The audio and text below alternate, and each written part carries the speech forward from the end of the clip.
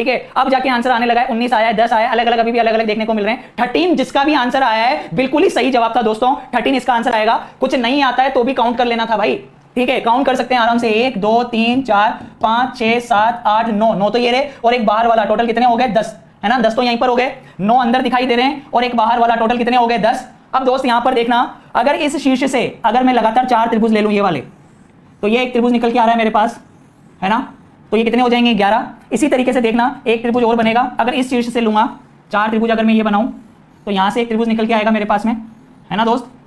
और इसी तरीके से दोस्त यहां पर देखना एक त्रिभुज और निकल के आएगा इस वाले शीर्ष से, कि लगातार 4 त्रिभुज ले लिए जाएं तो ये एक त्रिभुज निकल के आएगा, यानी 3 त्रिभुज और निकलेंगे इसमें, इस वाले शीर्ष से एक, इससे एक और इससे एक, ठीक है, तो 10 + 3 टोटल कितने हो गए 13। लेकिन दोस्तों ये एक सममित आकृति है, ध्यान से देखो आप,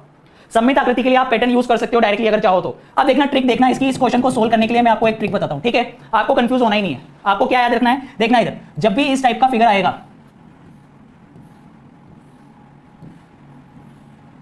ठीक है, इस टाइप का फिगर आएगा, यानी इसको अगर इस भुजा से देखें तो इस भुजा पर 3 त्रिभुज बन रहे हैं, अगर इस भुजा से देखेंगे तो इस पर भी 3 त्रिभुज बनेंगे, और इस भुजा से देखें तो इस पर भी 3 त्रिभुज बनेंगे, तो मैंने इसको एक सममित आकृति बोल दी। सममित का मतलब मैं यहां पर ले रहा हूं प्रत्येक भुजा पर दिखाई देने वाले त्रिभुजों की संख्या समान है ना, एक तरीके से एक सममित त्रिभुज है। तो सममित त्रिभुज के लिए देखना दोस्तों, आराम से पूरा ध्यान यहां पे होना चाहिए, चेट एक बार रोक दो आप लोग और पूरा फोकस यहां पे करो। मैं आपको इसकी एक शॉर्ट ट्रिक बताने वाला हूं, फटाफट से देखो यहां पे, ठीक है। जब भी सममित आकृति होगी, यानी इस टाइप का त्रिभुज बनेगा कि आधार पर बनने वाले त्रिभुजों की संख्या प्रत्येक भुजा से समान दिखे, तो आप डायरेक्टली इसको कर सकते हो। यानी इस आधार पर अगर 3 त्रिभुज बन रहे हैं तो 3 तक की गिनती लिख देंगे दोस्तों,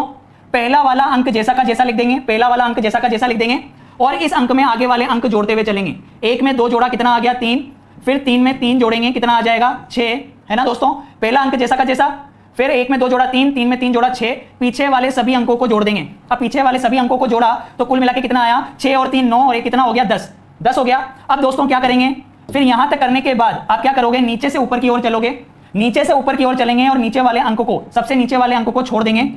इससे ऊपर वाले अंक को उठा लेंगे, फिर उससे ऊपर वाले अंक को छोड़ देंगे, ठीक है, तो जो उठाया है उसको और जोड़ देंगे, तो 10 + 3 टोटल कितने हो गए 13 हो गए दोस्तों। ट्रिक अच्छी है कि नहीं है, समझ में आई या नहीं आई, फटाफट से, अगर समझ में नहीं आई है तो बता दो, और अगर समझ में आ गई है तो फटाफट से लाइक कर दो, ठीक है, यानी मुझे थम्स अप कर दो कि हाँ आपको समझ में आ गया, फटाफट से चैट में लिख दो। यानी हम लोग क्या करेंगे, अगर आधार पर दिखाई देने वाले त्रिभुजों की संख्या प्रत्येक भुजा पर समान दिखेगी, प्रत्येक भुजा पर समान दिखेगी, तो हम 3 तक की गिनती लिख दी, पहला वाला अंक जोड़ दिया, पहला वाला अंक जैसा का जैसा, इसमें अगला वाला अंक जोड़ दिया, 1 में 2 जोड़ा 3, 3 में 3 जोड़ा 6, टोटल मिला के कितने हो गए 10। अब नीचे से ऊपर की ओर चलेंगे, नीचे वाले को छोड़ देंगे, इसको उठा लेंगे, इससे ऊपर वाले को फिर छोड़ देंगे, यानी एक छोड़ेंगे एक उठाएंगे, पर नीचे वाले को छोड़ना है, ध्यान रखना। अब ये 3 गोले में आया, 3 को और जोड़ दिया, 10 + 3 कितना हो गया भाई 13 हो गया यहां पर, है ना। तो चलो